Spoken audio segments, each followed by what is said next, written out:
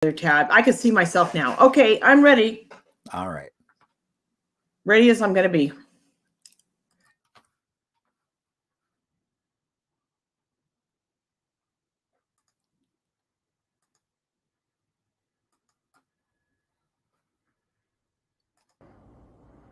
Hello, my name is Hannah Barrett. I am the Senior Program Assistant for the AARP Arizona State Office.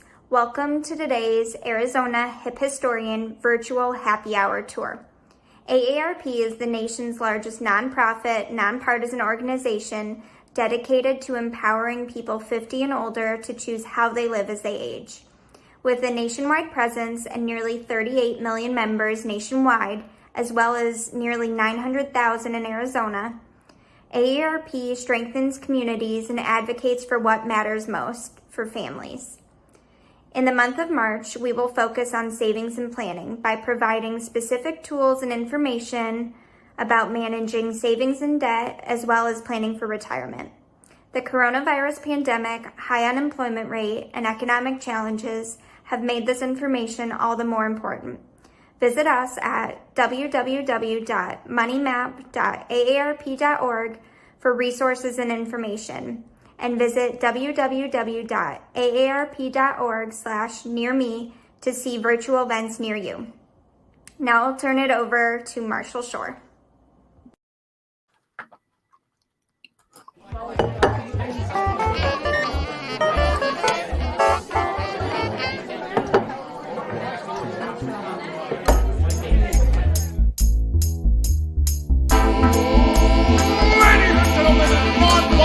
Folks, welcome to the show. Get ready to meet your host for the night, Arizona's very own hip historian himself, Marshall Shore. Well, hello, everybody. I want to welcome you to a delightful March 25th. And again, we've got another great show for this evening. Oh my gosh, you're going to be so excited as we start going through all this stuff. So I want to welcome, I know we've got a slew of folks who are out there watching on Facebook. Some are on YouTube, some are on Twitch. And I want to say hello to all of you out there. So happy you're here. Now, so today is some special days. So it is American Chocolate Week. So I hope you are doing your due celebration and enjoying yourself some chocolate, because now would be a good time to do that. It is also International Waffle Day. Some of you might have been reading some Tolkien earlier. Maybe that's what's going to put you to sleep tonight as you're reading. Now, something I don't acknowledge is clutter. Well, actually, I'm aware of it. Clutter Awareness Week. I'm very aware of clutter. That's as far as I will go and say that I'm aware of it. So happy Thursday, everybody. So what can you expect tonight? Well, we're going to do some trivia. We have a little bit of show and tell. We'll be talking about a little town, kind of southern Arizona. We have some music history that ties us to Las Vegas, as well as we have a cocktail and always a special guest. So if this is your first time here, you might be wondering, who is that man and why is he there? Well, my name is Marshall Shore. I have been here in Arizona a little over 21 years. I was in Brooklyn before that, and I was working in this beautiful old Carnegie building. And so I traded that for a little 1950s suburban library in South Phoenix, which is now a nice, big, beautiful library, a brand new building. But what's great is there was a work of art that some local artists did with kids, and they were able to move that mural done in clay over to the new building. So happy they were able to continue that history of the community. And when I got here, this community really had a rich oral tradition of itself. And so that's one of the things that got me thinking, well, no one's really talking about that modern history. So that's what I started doing. And then, of course, to do that from Brooklyn to Phoenix, it was U-Haul, loaded everything into a big orange cube. And you know, when we got here, oh my gosh, it was so cool finding out that U-Haul has their international world headquarters just up on Central. Now, when we moved here, we promptly moved into a little 1956 ranch. And when we got it, it was beige on beige on beige. Oh, so many tones of beige. I'm happy to say now it is a lovely two-tone, count them, seafoam and cantaloupe. There's what my kitchen looks like. All that original buttercream yellow tile with electrical appliances in the wall. So exciting and oh so modern. Now, when I first got here, all I kept hearing about how there was no history here. But I knew that wasn't true because every time I went somewhere, I came face to face with so many amazing stories, people, and places that's one of the things that really got me doing exactly what I'm doing. And then there was that post-war boom. All those GIs that either were stationed here, trained here, or passed on their way to somewhere else. And after the war, they were moving here in huge numbers. And in some cases, looking for a house just like mine. Now, I'm also known as the hip historian. And you know, what's super cool about social media today is I started getting all these, hey, congratulations. Like, what are people congratulating me for? So this is the anniversary of 12 years ago embarking on what has now become the whole kind of hip historian, which I didn't even realize it was coming up to a dozen years. But how did I get a name, the hip historian? Well, it all goes back to Centennial in 2012, that February 14th, where we were celebrating things across the state, but we had a big celebration on February 14th, not for Valentine's Day, but for Arizona statehood for 100 years. And so someone gave me 15 minutes on the main stage to talk about anything I wanted to. And I chose like one of my most favorite events that hardly anybody remembers. It was called Mask of the Yellow Moon. It ran from 1926 to 1955. At its height, it had about 5,000 high school and college students performing. And it was touted right up there with Mardi Gras as something that everyone in the country should go and see. And I was able to find 3 dresses in a box and was able to talk 3 delightful friends and beautiful friends into putting those dresses on and walking around the stage as we talked about the Mask of the Yellow Moon. Now, I was doing pre-COVID almost a year ago, a variety of tours, lectures, and all that kind of came to a screeching halt. And I realized I was not sharing stories with people and people weren't sharing stories with me. And so I thought, well, you know, how can we change that? And that was how Arizona History Happy Hour was born. We are still doing mask tours. We have one coming up on April 10th where my host, myself and my co-host Deb, we both wear masks and we have little speakers on our hips so that way everyone can hear us as we walk around downtown, kind of talking about some of the history of some of the buildings you see. Now, some of you have already found the chat off to the left. I'm sorry, off to the right. And, you know, after the show, if you want to reach out to me, you can do that on Facebook, Instagram, or even email. Or you can actually send me a note through my website. So you'll notice it's the hip historian kind of all the way through, kind of a clean sweep, as they would call it in Vegas. Now, if you're watching on Facebook, I will ask you to click on that share button so that all your friends will see how much fun Arizona history really is. And now we're getting ready for some show and tell because I'm aware of clutter. I'm very aware of clutter. And so I'm not showing you clutter. I'm actually showing you. So this is a menu from China Doll. So China Doll was a long-standing Chinese restaurant here in the Valley. They did dim sum for the longest time. And you might wonder, well, where were they? Well, were across the street at 7th Avenue and Osborne on the north side. And then in 72, they moved on the south side into that strip that was Bash's, that now looks oh so different than it does. I mean, that Finn is still there, but China Doll, that was also where we had our, moving from New York, had our very first meal. It was New Year's. And so our first meal in Phoenix was at the China Doll. It was close by the apartment. And so we were able to just walk over because we didn't have a car. And so China Doll is no longer standing. Oops. Nobody wants that.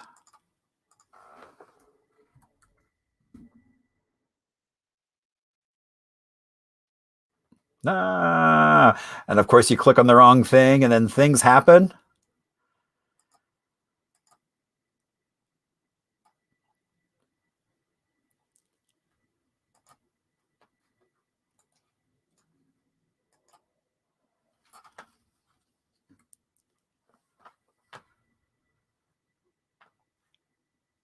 All right, hold on just a moment while I get things corrected. So yeah, so China Doll was the very first place where we ever had a meal here in Phoenix. We were exhausted after a long day of moving. We walked into the restaurant and the woman was like, "Oh, we were like, we don't know what to order. We're vegetarian." And she's like, "Let me handle the entire thing." And she did just that, which was pretty darn amazing, that she was able to just kind of on the fly make that happen for all of us.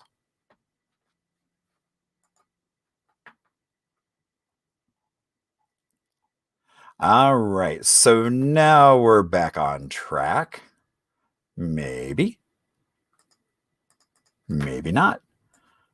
All right, so what I'm going to do is let's go ahead and jump over to my bartender, because we have our high-low cocktail for tonight that is done by PJ. Oh, there we go. All right.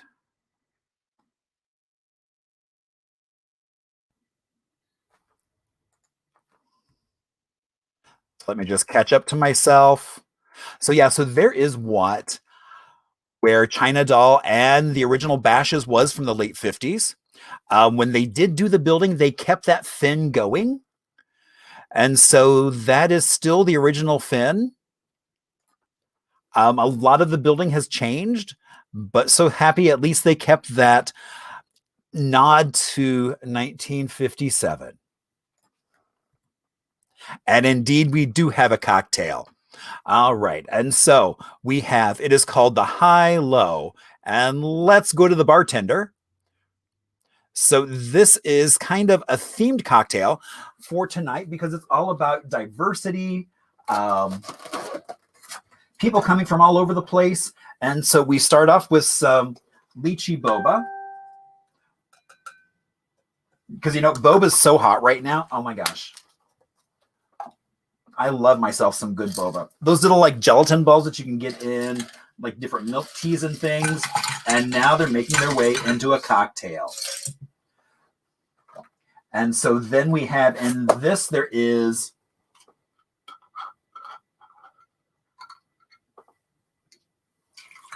a little bit of Thumb Butte vodka from Prescott. There is also a little bit of a ginger bitter from Michigan for all those folks that travel to be here. And then a little hibiscus for a little bit of a Latin flavor. And look how beautiful that is. And let me pop in my garnish. And there you go.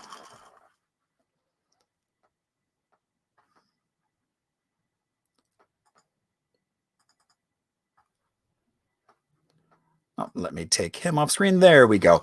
And so there is the High-Low.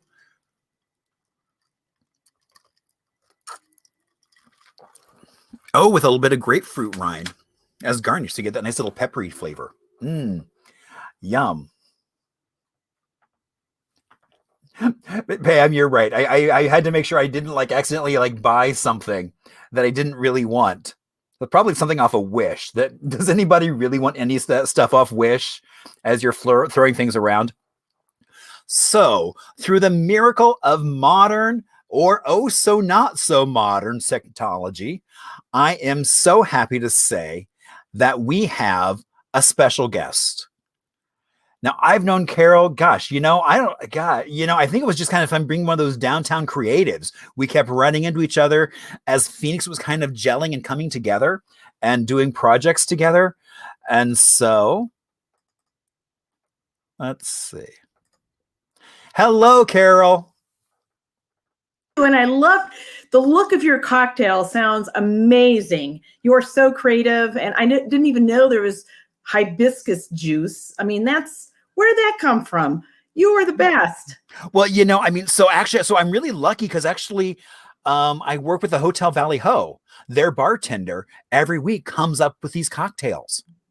That's phenomenal. Well, I was thinking, I hope there's not such a thing as oleander juice, because being, native to Arizona, and I grew up with oleanders, and I know that that's poisonous. So. Yeah, exactly. And I'm hoping that's not the next cocktail he's making. Oh, it's an oleander special just for you. Right. Thanks. So, all right. So, Carol, why don't you tell us a little bit about yourself, and then we'll launch into the Phoenix Phabulous intro. Oh, that sounds like a great plan. Well, I was born and raised in Phoenix, and so I can totally relate with the China Doll, because that used to be one of my favorite restaurants too. And grew up kind of in Central City. Went to ASU, 3-time ASU grad, broadcasting and journalism, then went back for my MBA, and then got a PhD in public administration. And I've had a very interesting career in early journalism broadcasting, then almost 20 years at Salt River Project, a very monumental company to Arizona history with water and power, in a variety of roles there. And then took a position as vice provost of Arizona State University's West Campus. So as part of the senior leadership team to oversee the campus and the 4 colleges. So that was a fabulous experience. Then spent about 7 years at Southwest Center for HIV and AIDS, helped them get a health center established in downtown Phoenix, working with the city of Phoenix and a billionaire and a bunch of other donors. And that was just a great experience in my life. And since then, I have been CEO of my own company, Poore and Associates Strategic Planning. I am also a faculty member at Arizona State University in the School of Public Affairs, teaching leadership, community development, public policy, public affairs. And in 2013-ish, 14, I launched a really cool project that was something I really had on my heart. And it really evolved from the idea of an outdoor downtown Phoenix event-oriented thing, like 3D projection on the side of buildings, telling the story of Phoenix in its 9 time periods. And so that evolved from a 3D projection thing to more practically a mural project, engaging a curator, Hugo Medina, and 16 different local artists that each took on a Phoenix time period. And we started with a bit of their research. They were assigned a certain time period, and they did research about Phoenix history in that time. Then we had an amazing kickoff night that you were part of. Indeed. Talking about, we had like fast pitch presenters. They were assigned to come up with a 5-minute story from a very diverse group of storytellers to really capture the essence of Phoenix history in 9 time periods. Of course, nobody was around that early ancient Hohokam time period, but we had several scholars that are experts in Hohokam history. So from there, the artists absorbed that. We had about 300 people in the audience listening to these stories, including the Arizona Republic and their storytelling program. And that really kicked off now years of these murals traveling around to grand central spaces like the Burton Bar Library, Arizona Capitol Museum, Phoenix City Hall. They've been in spectacular places, and we activate them through live storytelling.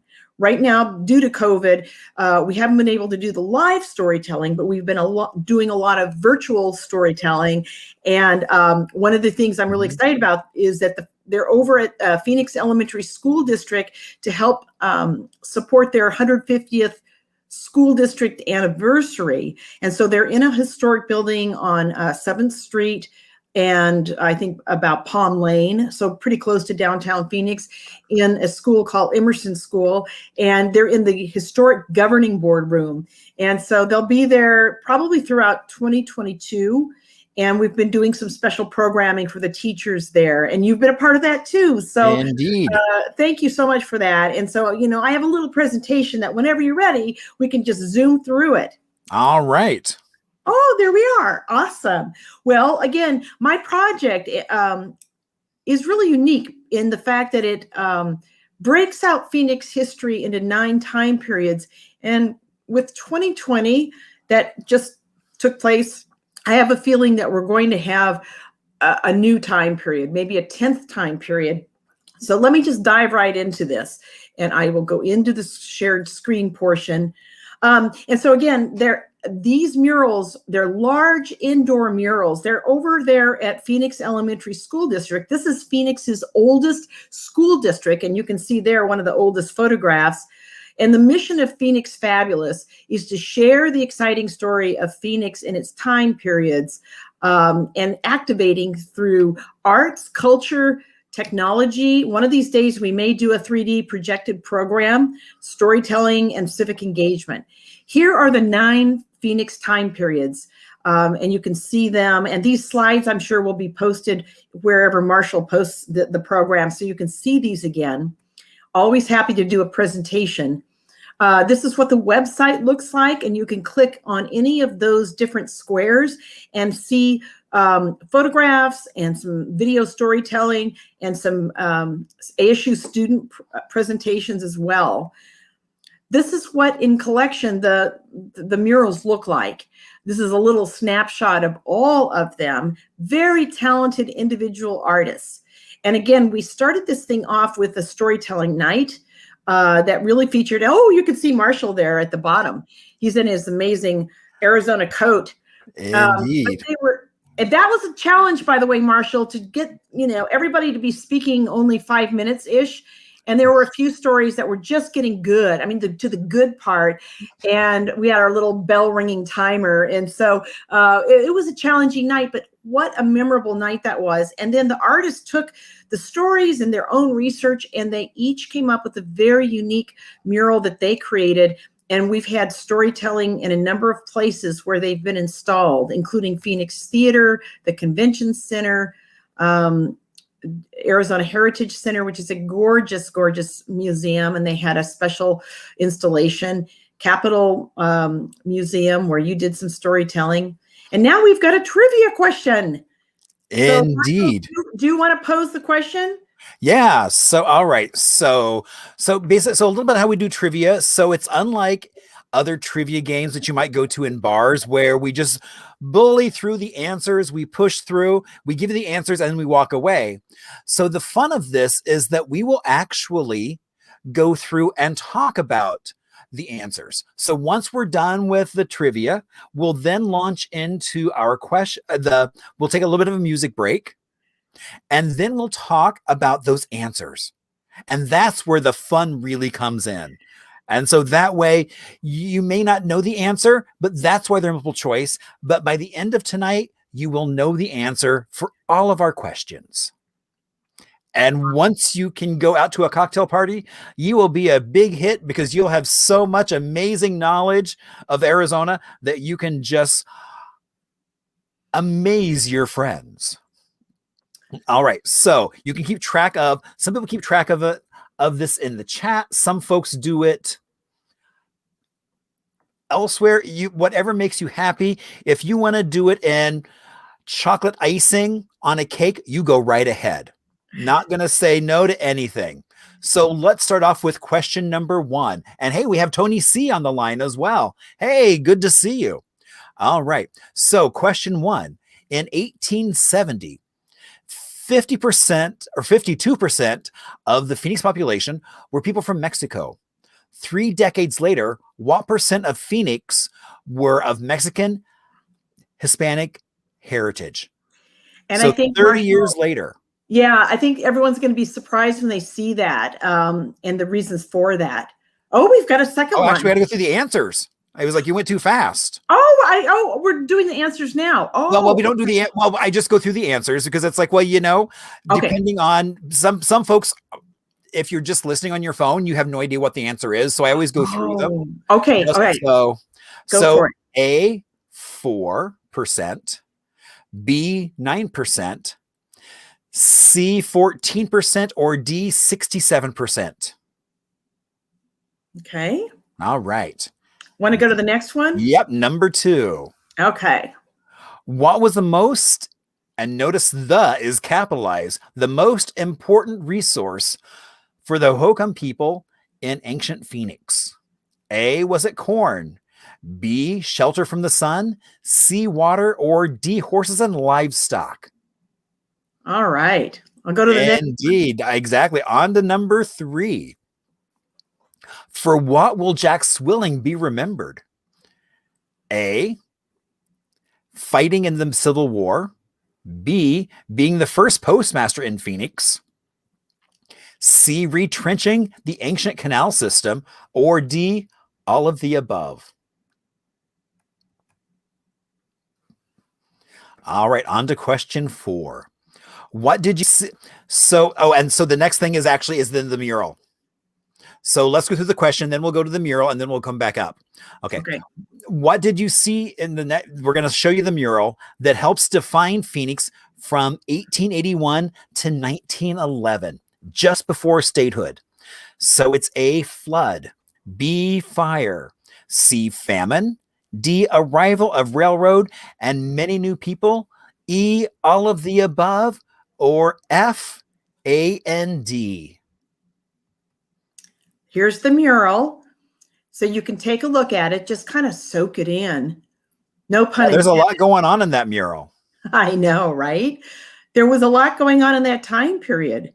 When you think about it. There was. And you know, this mural is so beautiful too, Marshall.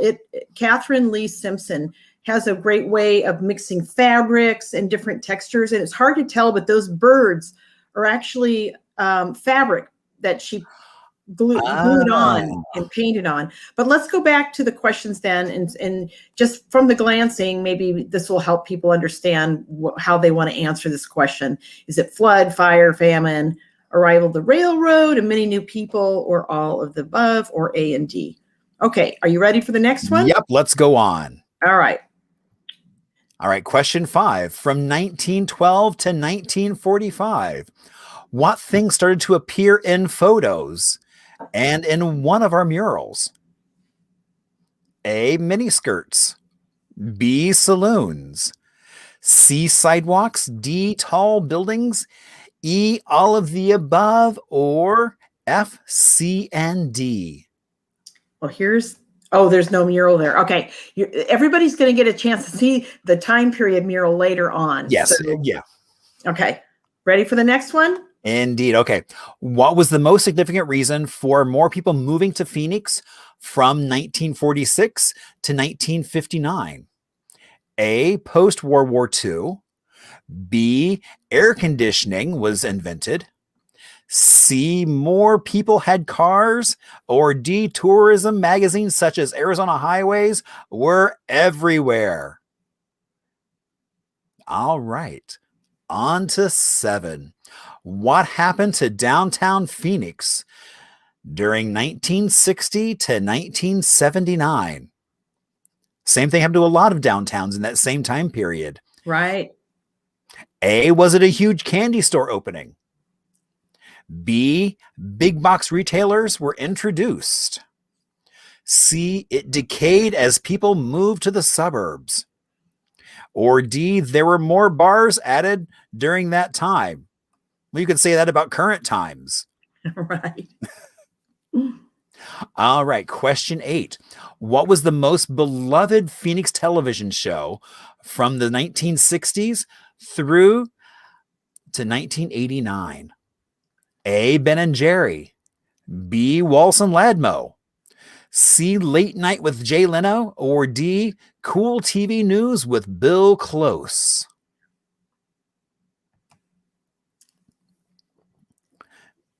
And question 9, from 2001 through 2020, what created revitalization in downtown Phoenix?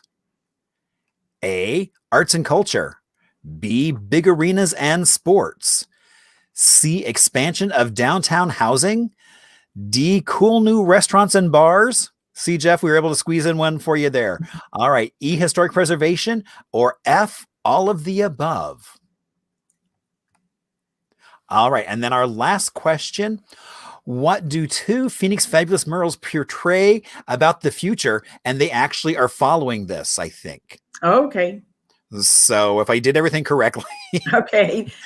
So, and I didn't change the numbers here. All right. So A or 1, density, technology, bioscience, and international cities. 2 or B, farming. 3 or C, monsoon weather. Or D or 4, all of the above. And hopefully we see some. All right. And there we go. Yes, there we yes, go. yes. Okay. I thought I go. put those in there. Yeah, there's one of the 2 Imagine Future murals, and there's the other one. So if you just take a look at that, and then we will take a look at it and kind of absorb it. I will go back to the question just to give everybody a chance to see if they want to answer density, technology, biosciences, and international city aspects, or farming, or monsoon weather, or all of the above. All right. So should I keep going, Marshall? Well, at this point, just keep going, because I think it'd be kind of awkward to bounce back and forth. So, okay. Okay. Actually, go back to Wayne Newton. Go back to Wayne Newton. All right. So yeah, so basically we do so every week we do a little bit of Arizona music history, because we have such a vast Arizona music history here. We do. That you can't really talk to. I mean, there's so much. And so Mr. Las Vegas, Wayne Newton, basically started singing here on the Lou King Show, which is a precursor to a later show that was actually one of the trivia questions. And so the story goes is that Jackie Gleason, on his private train car, rolled through Phoenix. This is before he was doing his own show at the Westward Ho, and he was in town, saw the 2 brothers perform. And before he got back to Vegas, he had already contacted Wayne Newton's agent and had him booked for a performance up in Las Vegas. Wow. So he has been up there, I mean, I think over 60 years. I think he left Phoenix in the early 50s. Wow. And so he has been there since then and is touted as being the highest paid Las Vegas celebrity. Yes, I never knew that story. That's really very cool. Yeah. Well, okay. And now we're ready for some answers. See, we always take a little bit of a break. Now we didn't play music. I don't have the rights to anything. So only if I can get the okay from the artist do I play it. So okay. Well, do you want me to take it from here on the answer? Yeah, go ahead and take it from here. All right. And you'll see this in the slide presentation. We're going to talk through a very fast-paced presentation.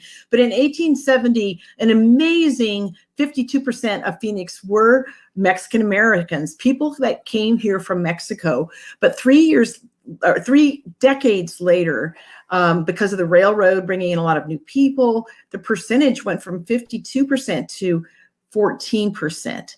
And that was a huge transition time that Frank Barrios, one of our storytellers, he's a multi-generation Arizonan.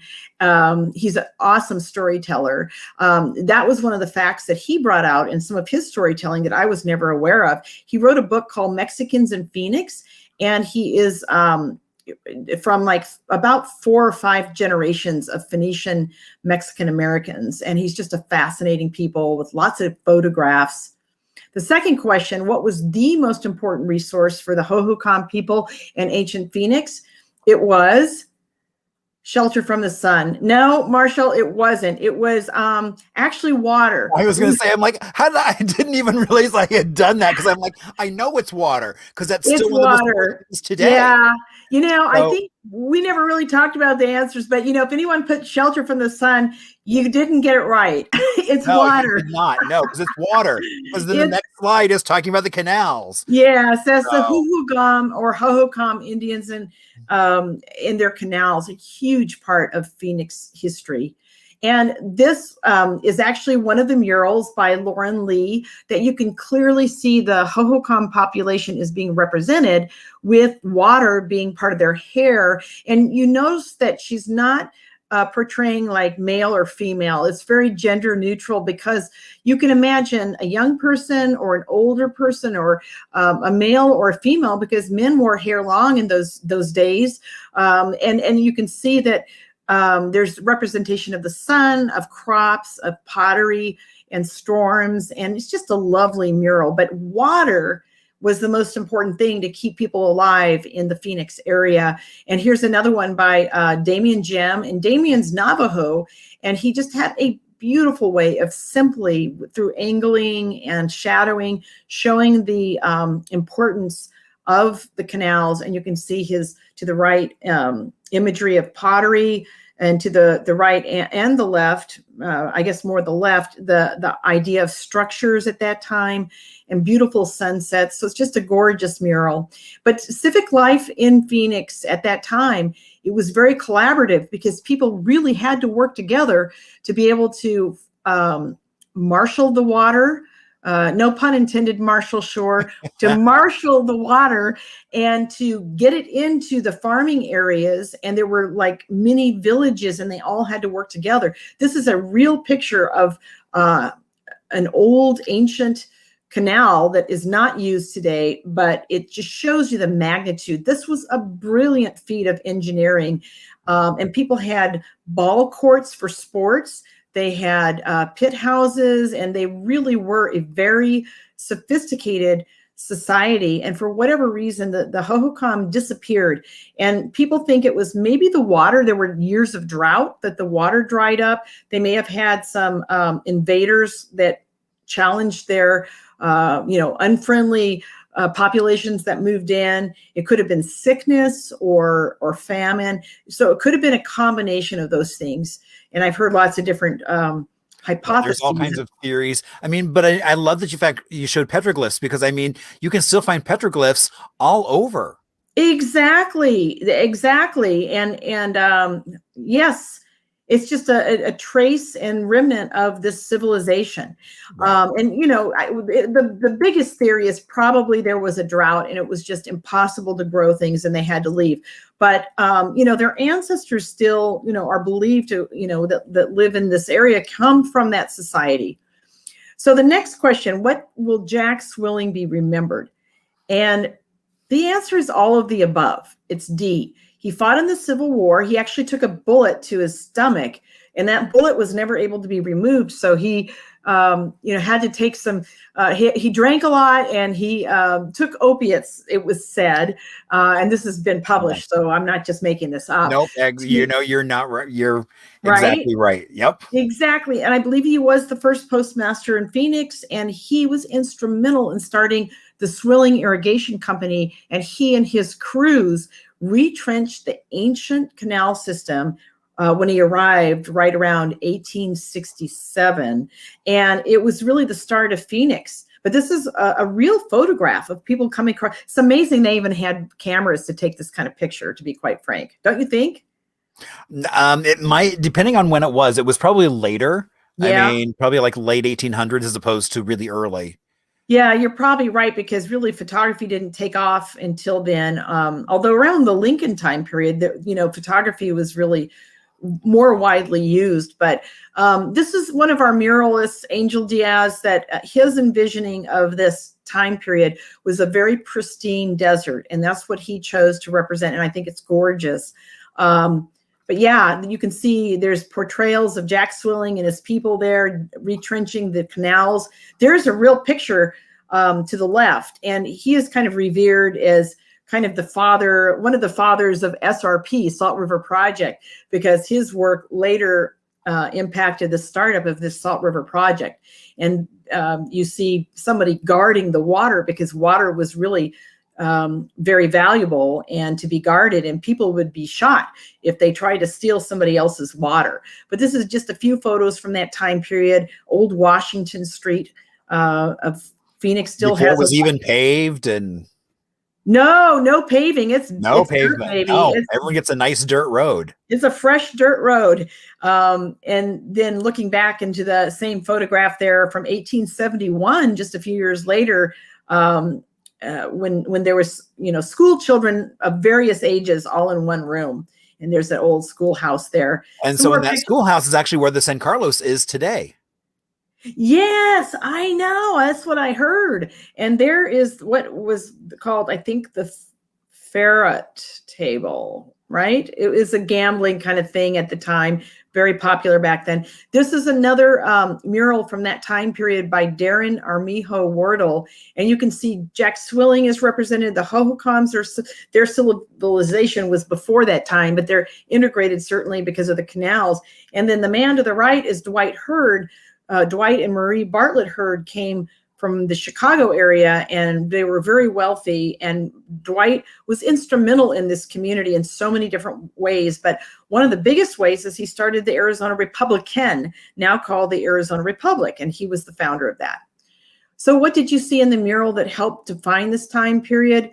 Was it flood? Was it fire? Was it famine? Was it arrival of the railroad and many new people, or all of the above, or A and D? It was primarily D, the arrival of railroad and many new people. As you see, there was a flood. Excuse me. Sorry about that. I was going to say, I was like, I think it may be F, because there was lots of water going on as well. It was A and D, everybody. And for those listening, it was flood. There was a huge flood. We're going to show some photos of that. And then there was the arrival of the railroad that brought many new people. That's why the mix of Mexican Americans, the percentage really went down at that time. And so this beautiful mural portrays the railroad, the floods, some of the hardships. In the background, you see the old Indian school where Indian children were brought from their own native lands to the Metro Phoenix area and forced to put on the white man's clothes. And that's kind of a sad story in and of itself. When I grew up in Phoenix, I really didn't understand the background of it. But now that I do, there's a lot more awareness about how sad that really was to force assimilation. Right. I'm actually working to get Patty, who curates the Indian School Museum, to actually be a guest. What a great idea. Oh, I definitely want to tune in for that episode, because I know I can learn a lot. Here's a few of the photos of what it looked like. There's some of our Mexican Americans from Frank Barrios's collection. But can you imagine being in the middle of the summer with a long dress on, and how hot that must have been? And then here's a picture of the assimilation of the Native American populations of that time, and how they were forced to come into the Indian school and adapt. So it's just a fascinating time. And of course, you're familiar with this because this is one of your backdrops. Indeed, yeah. Right? On the grid system, Phoenix was very small at that time. This was kind of a listing of some of the schools that were open in the very early pioneering age. And this resides over at the old governing board where the murals are right now. But it's a really interesting collection of schools and the dates they opened and or closed. But the railway was a big deal here, bringing in lots of people from other places. And transportation also in Phoenix included the trolley cars. Thank you. I was going to say rail cars, trolley cars. And they were horse-drawn at first, and then they turned into more, I think, electric powered. So I'm going to keep zooming through here. But water was a huge part of our ability to reconstitute Phoenix. There was a great flood of 1891 that caused a lot of the wealthier people to move on one side of the river, and those that couldn't afford to were based more on the south side of the river. This is what Tempe looked like when the Tempe Bridge flooded around that time period, which is really the catalyst for Roosevelt Dam being constructed around that time. Right. It took a long time for the dam to be finished, but I believe they started in 1902 and they finished it in 1911. Teddy Roosevelt came to help dedicate the dam when it was built. But this was kind of what it looked like when we didn't have the dam to have predictable water, steady supply, because it would be ebbs and flows, droughts and floods, droughts and floods. But here's a few more photos. People would actually go out with their horse-drawn carriage in the desert for recreation, or they would stand around the dams and the water barriers as entertainment, to go out for a little stroll, which is kind of funny. Or they would fish in the canals. So one of the questions from 1912 to 1945, what things started to appear in photos and in one of the murals? Was it miniskirts, saloons, sidewalks, or tall buildings, or all of the above, or C and D? Well, let's just take a look and see. What do we see here? Kind of a more taller building. Indeed. I see. Oh, there's a really tall building. Yes, and that unfortunately was torn down. I know. We've lost so many amazing buildings. We have, and now we have such a great historic preservation ethos going on right now, thanks to you, Jim McPherson, and some others. But that actually, Salt River Project used to headquarter out of the Opera House. I didn't realize that. Yes, that was like in the early days of SRP. They were headquartered over there. But you start to see more beautiful buildings, parades. The 5 C's become a big deal as there's boosterism to try to promote Arizona, and Phoenix is a great place to move. Copper, cattle, cotton, citrus, and climate.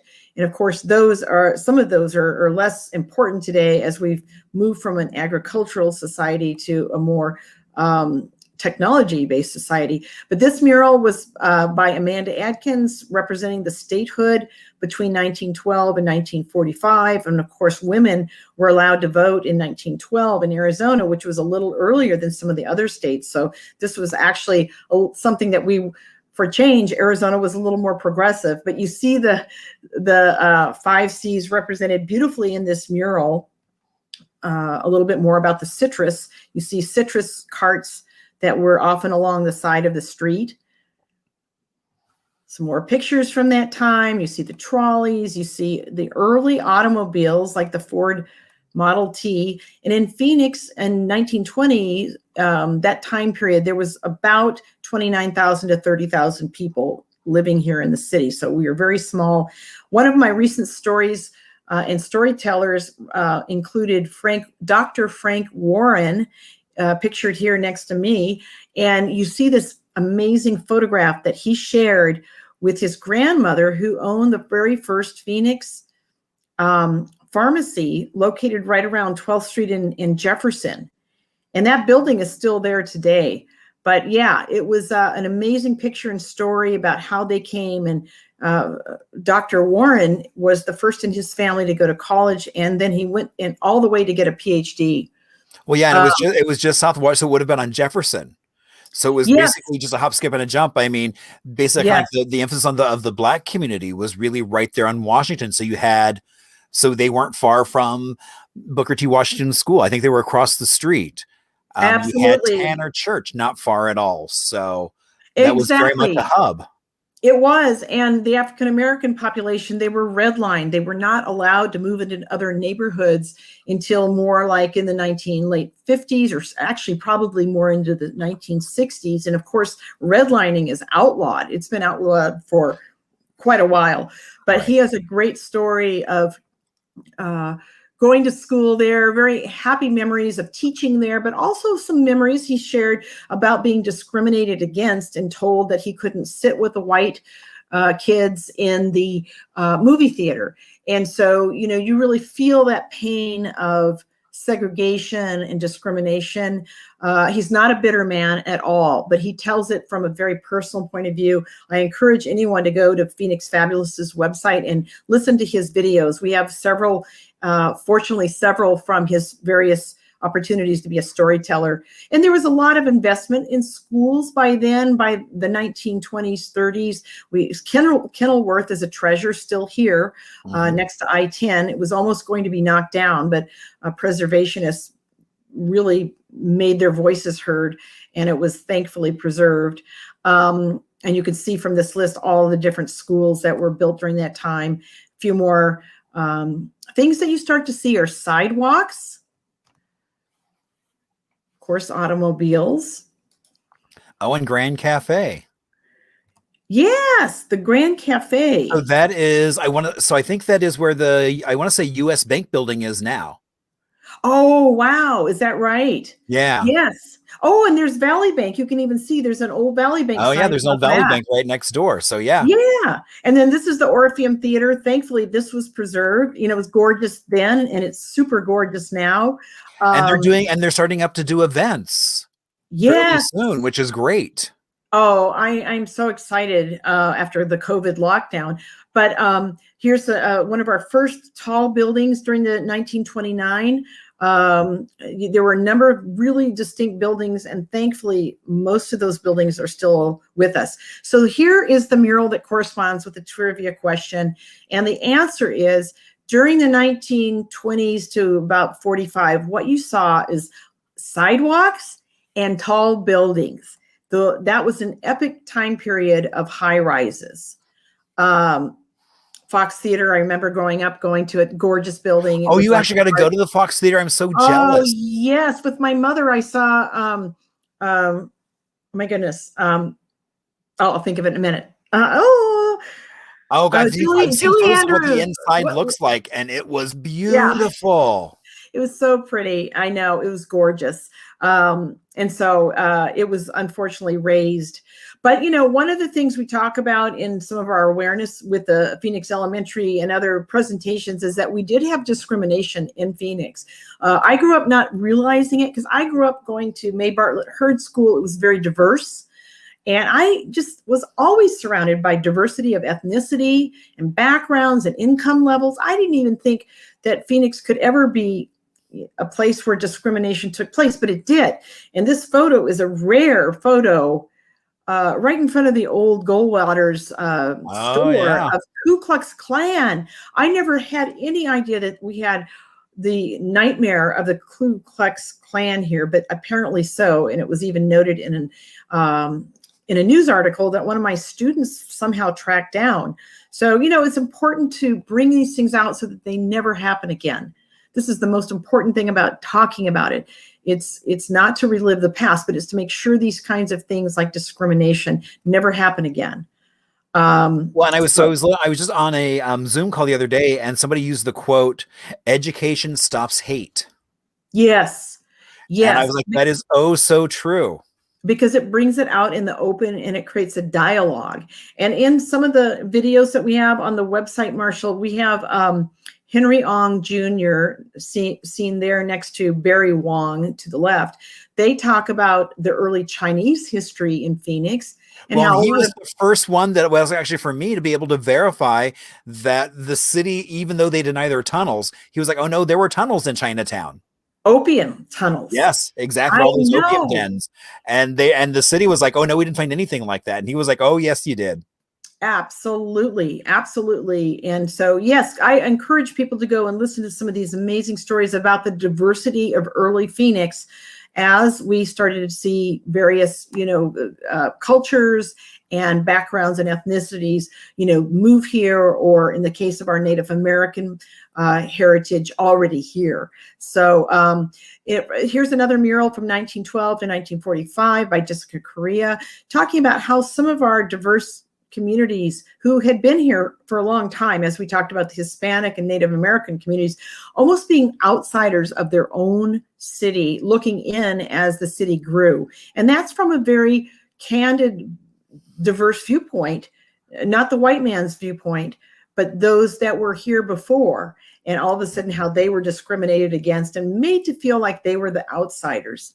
What was the most significant reason for more people moving here between 1946 to 59? It was, believe it or not, it was air conditioning.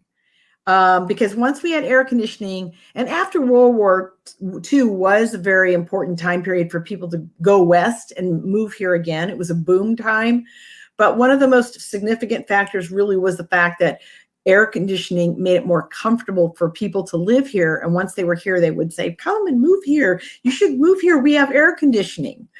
So after World War II, it was an explosion of growth to the whole Sun Belt in the United States, but especially Arizona, where there was companies like Motorola that moved in, created jobs, and a lot of opportunity for military families too, that served in the military. Here's an old photo of some kind of a manufacturing operation. Oh my gosh. And so that thing is still around. Is it really? Somebody just posted on Facebook. It's over on Jefferson and 15th Street. Wow. It is a steam cotton press. Yeah, I think you're absolutely right. That's what. Yeah, because it's I was looking through these earlier, and I was like, wait a minute, because I was like, it looks like the same building, and then I was like, it's the same structure around it. Wow. Yeah. I think I know exactly where this is, in the warehouse district. Maybe. Yes. Yeah. It's in the warehouse. Yeah. I totally know where this is. And yeah, it's like some furniture store, and you just walk in and go see it. And I'm like, oh my gosh, I've got to walk in and go see it. Exactly. Isn't that incredible? And this is what Phoenix looked like. And for those of you listening without photos, you can start to see the emergence of taller buildings. And then in the 60s, more toward the 60s, you started to see North Central being built, north of Thomas and Central. And you eventually see from the downtown area, you see some historic buildings like the, oh my gosh, what's the one I'm thinking of? Not Westward Ho. Is it? Well, yes, it's Westward Ho. You got the Westward Ho there with a big antenna on top of it. Yeah, big antenna. And this is another mural by James McCarty III, showing more downtown growth and the idea of taller buildings and more things going on in downtown, being a real hub of the state. And this is the photo of Marie Bartlett Herd School, built in 1951. I attended there during the 60s and early 70s, but it was named after Marie Bartlett Herd. I remember going downtown. Downtown was a place of tall sidewalks for me. I remember, just feeling like I was stepping up to this huge sidewalk. But Corix was a department store that was very elegant. And it actually had someone serving in every single department. This is the women's department, women's underwear department. It's so funny. I found this online going, I kind of remember that little area where you'd see these boxes and these ladies would come and serve and say, how can I help you? But this particular next mural integrates the 1946 to 1959 time period with the air conditioning unit in the middle, kind of as the central hub. And you still see things like Luke Air Force Base is represented by some of the military, and the agriculture is still a very prominent theme during that time period after World War II. Phoenix is still a very big place to grow cotton and onions and strawberries and all sorts of things. But then as you start to see the 60s, this is what downtown looked like with the 1960 cars. You see Corix there, very prominent department store. You see J.C. Penney's.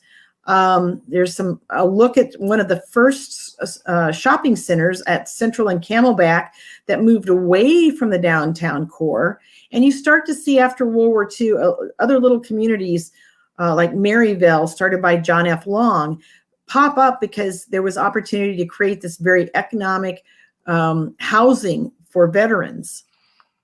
So what happened to downtown during 1960 to 1979? The answer there is C. It decayed as more people moved to the suburbs, because this was happening across the whole United States. People were moving. They had cars now. More people had cars. Almost everybody had a car, and they wanted to get outside of the central city. So they would move to places like Glendale or Scottsdale or Peoria or Sun City. John F. Long was a huge force in developing new communities, and Maryville was a big one where he had these very economic homes. And then you see an aerial here of the way Phoenix expanded during the 1960s. You start to see, here's downtown, It's starting to have like the city's municipal building there, the round building here, but you start to see more growth in this postcard where there's lots of vacant land still, but you start to see some high rises that we know today near the Park Central area that start to move north, almost creating like two different separate downtowns. And you can really see it in this particular photo. You see the traditional downtown of Phoenix, and then off toward the horizon, you see the second downtown. Now, today we know that these two areas are much more bridged with other high rises along the way on Central Avenue. But during that time, we see iconic things like the Veterans Memorial Coliseum, where the Suns first started playing in, I think it was 1965. And this mural shows 1960 to 1979, that time period, by Lucretia Torva. And she brings in the Coliseum with the Phoenix Suns colors of purple and gold, or orangey gold. She brings in some of the time period cars. And she brings in Bob's Big Boy serving up a Phoenix 40 hamburger. Now, the Phoenix 40 was a group of 40 very influential, all white men, middle-aged white men, so to speak. Not that that's terribly bad, but it wasn't very diverse. It was just a group of influencers. There were no females involved, no people of color, but these were a group of very prominent leaders in the community who were very concerned about the downtown becoming violent and becoming a place of organized crime, and they wanted to do something about it. So they actually started some movement that led to Phoenix Community Alliance, which still exists today, to advocate for the downtown. And it really was a group that very much cared about the quality of life in Phoenix.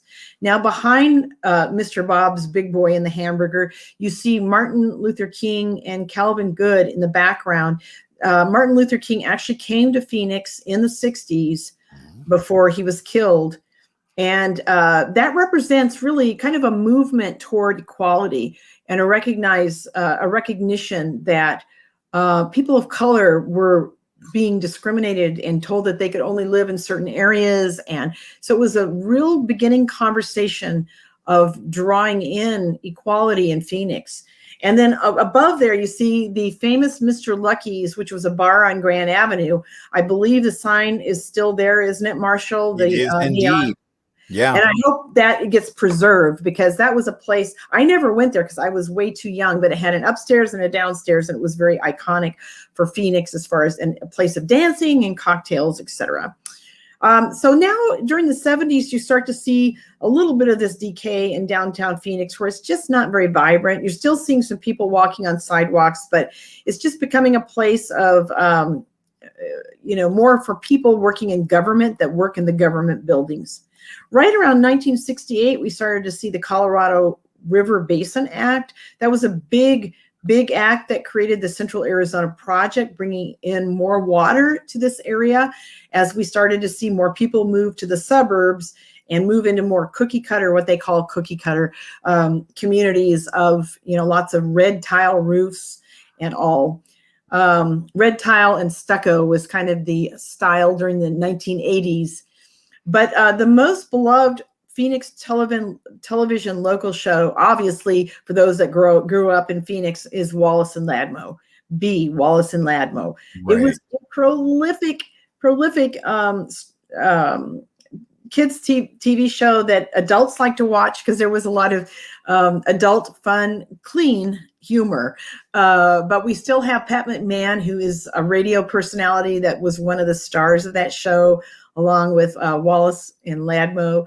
And so Pat McMahon is still alive and just going strong, really is a great personality. And there they are. Pat McMahon in the middle, a dear friend of mine. To the left, we had Ladmo, and I can't remember the name. I know you guys are going to, say, oh, I know their names. I don't want to, misspeak, but we have Wallace to the right and Ladmo to the left. And this mural by Seth Payson shows that time period from 1960 to really till the late 80s, when the show went off the air. But he was assigned this particular time period, and he decided to do the Wallace and Ladmo and the Legend City, which was kind of a famous place for kids. I'm going to FLP is now. Yes. So Yes. they're on top of the old Legend City. I know. So I'm going to go fast now because I know you've got other things to talk about. Between 1980 to 2000, that was a prolific time of revitalization in downtown and continued growth with some of our big activity generators. And Michael Pruitt shows them. We had, the major sports that came downtown in arenas, 2 arenas to be exact. We had, some of our schools that turned into different things like ASU Prep School, which is a very positive thing. It was a big change for Phoenix Elementary, but Jerry Colangelo was a huge force for development with his Phoenix Suns and his influence in the sports world to get these other arenas going, including a place for the Coyotes, the Diamondbacks, and the Cardinals was supposed to go downtown, but that project got nixed. And thankfully so, because that's where TGen is located with our biosciences today. So the Cardinals Stadium is west. But Jerry Colangelo has been just hugely important with Phoenix downtown revitalization during that period of the 1980s through 2000. And let's see. Phoenix Art Walk, that was created around that time period too, which has really evolved to First Fridays. And I'm really excited for that to start happening again after our COVID pandemic. Completely. And, there still is time to make it to Art Detour through the rest of this month. Oh, good reminder. Yes. And yeah, there's lots of stuff going on all over through Phoenix to Mesa. Yes, and ArtLink is a great organization that has been a real catalyst with Beatrice Moore and Katrina Kaler. There's just been some really influential people helping to keep the arts very vibrant in downtown Phoenix and all over the place in Phoenix. But during 2001 to 2020, a mixture of all of the things that you see, arts and culture, big arenas and sports, expansion of downtown housing with some of our new apartments and condos, cool new restaurants and bars, and historic preservation. All of these things really combined to create what we now have is a continuing, vibrant, vital downtown Phoenix that really came alive, just like the bird of Phoenix coming alive again. And this mural by Anel Areola represents 2001 through today. And you see Roosevelt Row and the arts and the sports and light rail, all of these things kind of combine to really help to revitalize. And we had some big moments, like in 2001, we had, the World Series that the Diamondbacks won. And this is what downtown looked like from an aerial point of view in 2003. And if you were to look at it today, most of those vacant land spots would be filled. And here's another look at how 2003, there was a lot of vacant land and a lot of historic homes still there, thankfully. But with all of the new development, we have so many new things, including the bioscience campus, the biomedical part of this. And we see a lot of co-working spaces too that really have created places for people to come and share offices.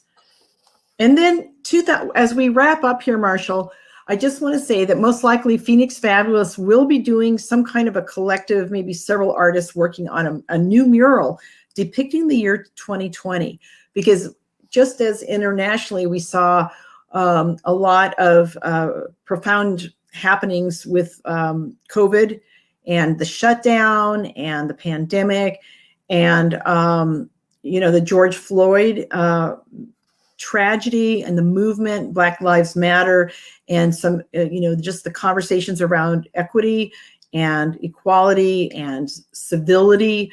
All of that will be represented in a local Phoenix way of what took place in Phoenix with some of our protests.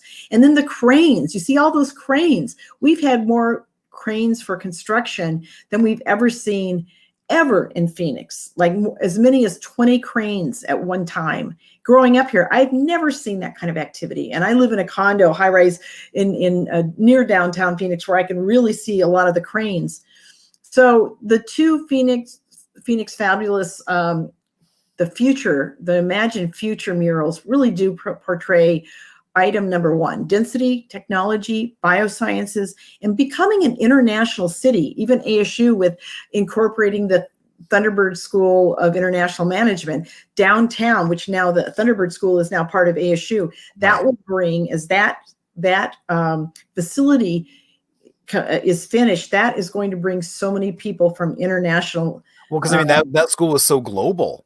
I mean, I don't know what I just did, but I just yes, I just kind of fast forwarded there. Sorry about that. Yes, no worries. So anyhow, we already saw these murals about the density in the buildings that are going vertical instead of horizontal for urban sprawl.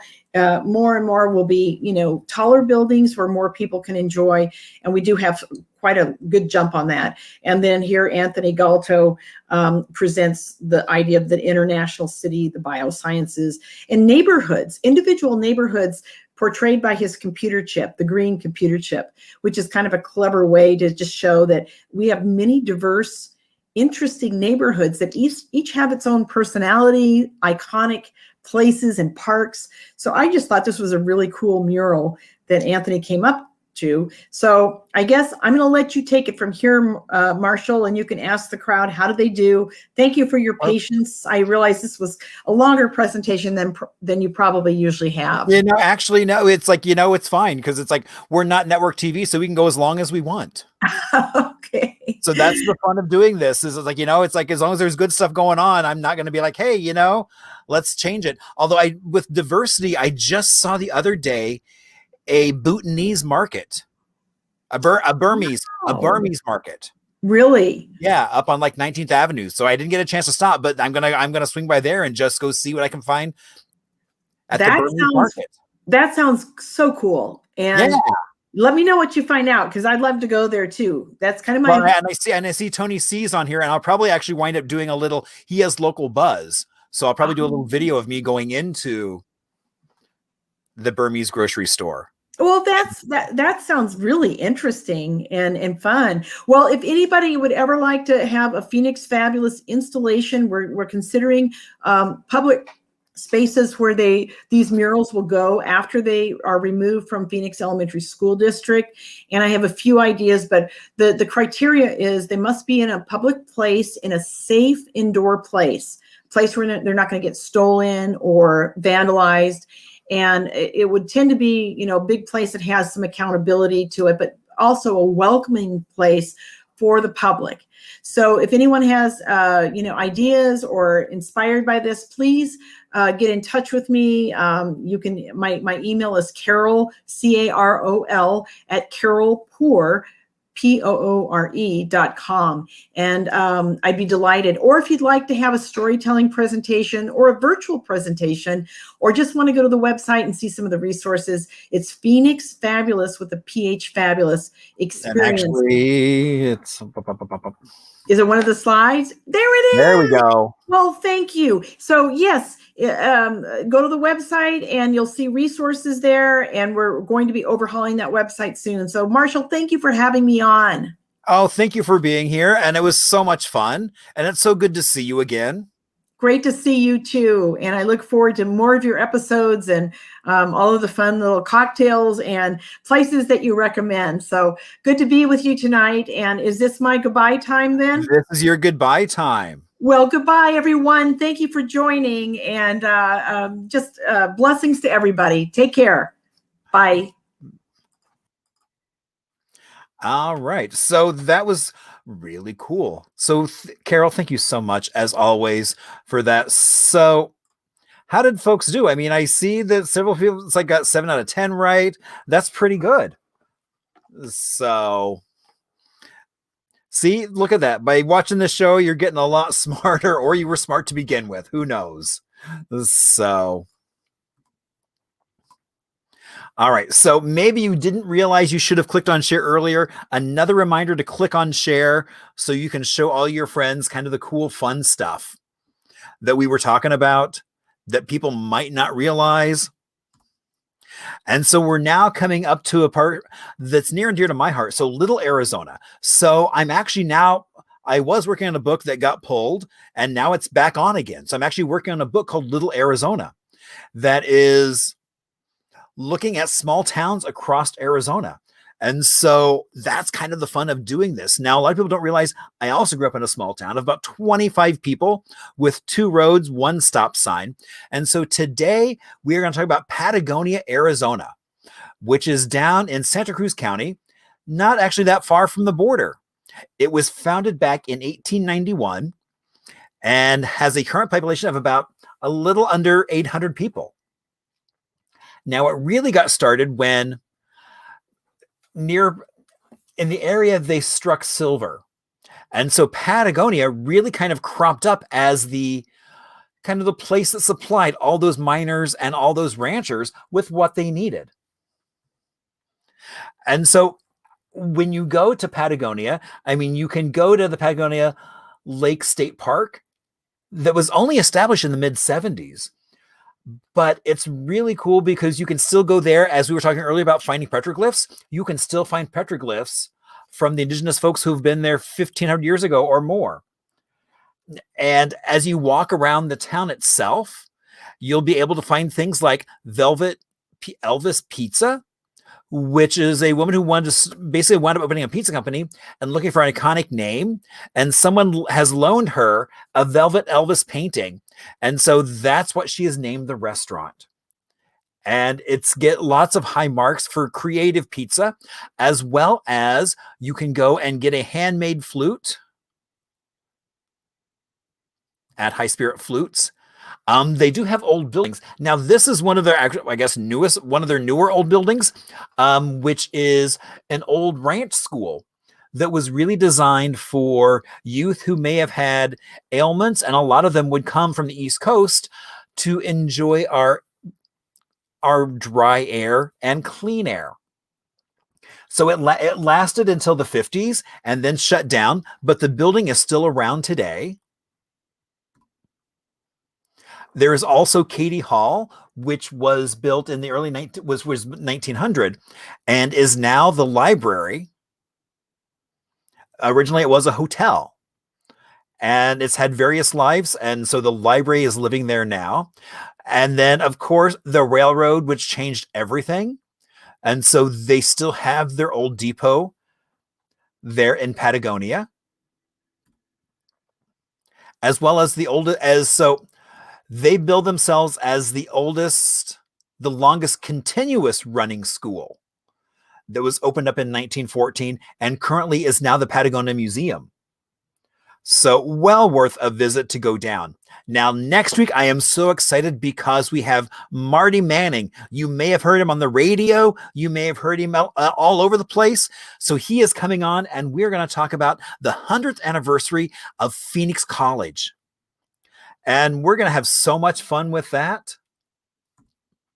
So remember, if you have any stories, questions, things you would like to share, you can do that through social media, things like that, on Facebook, Instagram, email. Don't forget, we have also coming up, we have 2 more sessions, which is a product that is a collaboration with the city of Phoenix, as well as South Mountain Storytelling Institute. And so we are doing an LGBTQ storytelling project. And so Saturday and next Wednesday, we'll be holding events for people to tell their stories. So if you'd like to know more about that, please feel free to reach out, and you can find out more information about how to reach me on hiphistorian.com, as well as our upcoming tour. And as always, as we get ready to part, thank you all so much for being here. I am so happy that you were able to join us this evening as we got a chance to talk about some really fun Arizona history and also not so fun. I mean, but it's all in the development of how we got to where we are now, which is so important. So I always want to thank Hannah for that intro video, as well as my friend Cole and Chris, who did the intro video, and Cole wrote the music for that, as well as, PJ, my cocktail advisor. I wish you just lived here, so that way I'd always have a good cocktail at the ready. as well as Mr. Ho, who's going to be doing our outro music for us, as well as some found film footage. So thank you all so much. Have a great rest of your Thursday. Have an amazing weekend. And I will see you here, same bat time, same bat channel. Have a good night.